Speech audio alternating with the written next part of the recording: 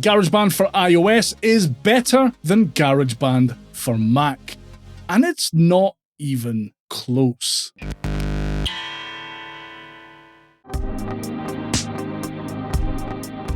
Whether you're using it on an iPad, iPhone, or iPod, you'll be interacting with GarageBand for iOS via touch, and it's fantastic, specifically the touch instruments. Yes, GarageBand for Mac has all of the instrument sounds found in GarageBand for iOS. The difference is in how you play them. The way Apple have implemented these instruments into GarageBand for iOS is incredible. You'll play guitar sounds by tapping or strumming strings on a fretboard, play string sounds by sliding your finger on the screen to simulate bowing, or bashing on your screen to trigger parts of a drum kit.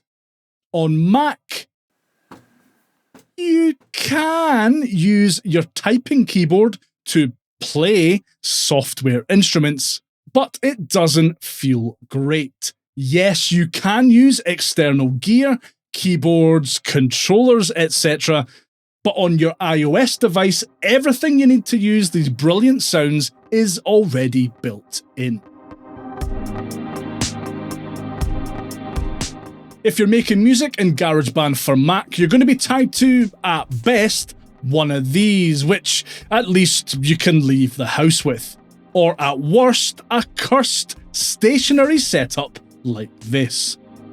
With GarageBand for iOS, you can capture musical ideas on your iOS device pretty much anywhere.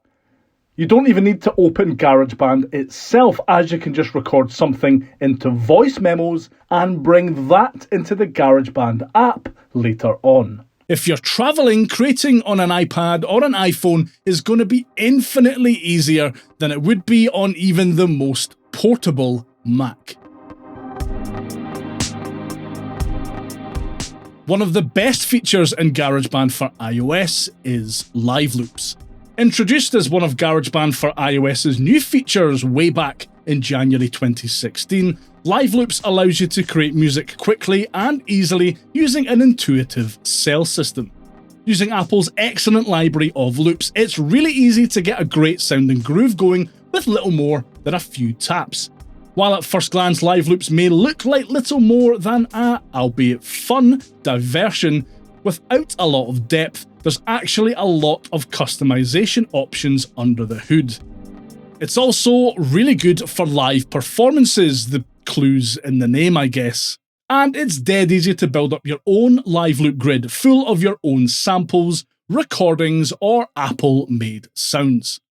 It's brilliant, and you can even bring your live loop projects over to Logic Pro on Mac, but not GarageBand for Mac. You see, GarageBand is the only Apple-produced DAW that doesn't feature live loops, and it suffers as a result. GarageBand for iOS's sound library is phenomenal. It's a really easy to use way of adding new instruments, drum kits, loops, drum patterns, and live loop grids to GarageBand. New content is added regularly, and there really is something for everyone here, from hip-hop to a slightly different type of hip-hop. Whatever genre of hip-hop you're working on, GarageBand's sound library has you covered. Joking aside, some of the more recent additions have been particularly impressive. Like the 8-Bit Legends pack, a nostalgia-filled pack stuffed full of classic 80s coin-operated video game sounds. Or the Vox Melodics pack, which features hundreds of top-quality vocal samples, and remix projects from legit superstars like Lady Gaga, Katy Perry, 17, and Zed. None of the sound library content I've just mentioned is available in GarageBand for Mac. While GarageBand for iOS's sound library is updated with new content every few months or so, GarageBand for Mac only receives new sounds during a full, proper update, which only happens once or twice a year.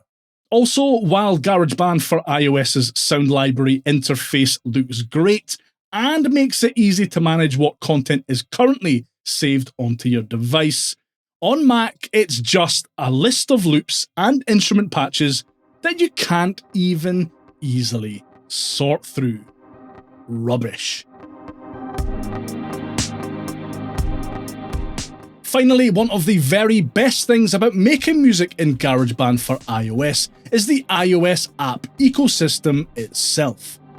There are thousands of amazing music production apps that you will only find on the iOS platform, like this, and this.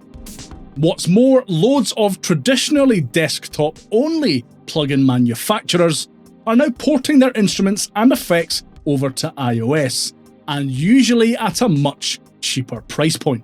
Baby Audio's BA1 synthesizer on Mac costs £79 here in the UK, while the identical iOS app version costs £30.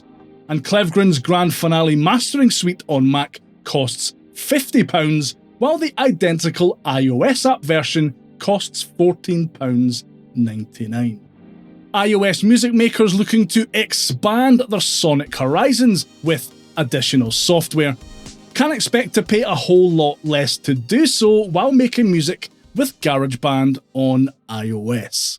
Right, that's why GarageBand for iOS is just better than GarageBand for Mac. Disagree? Well, you might want to watch this next.